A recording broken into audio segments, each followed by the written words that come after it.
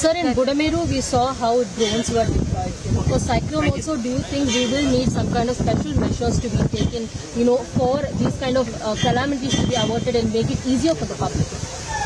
There is a legacy problem with Eskom.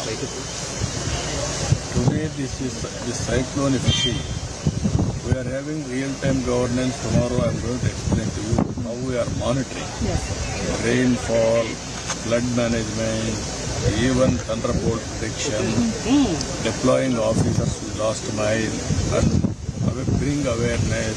Everything we have done. Because of all those things, we are able to reduce the death. I made it very clear: no cash loss, zero deaths. That is our motive. That is how we work. Only 2 or 3 per report. Second thing, we have to reduce the total loss. Either houses also this time, if you see, very less houses, 112 like that. Houses were damaged. Even cattle damage is very less. Only fields. There are historical problems in the fields. Or drainage is not going freely. So many problems. We are going to work. So yet again, calamities.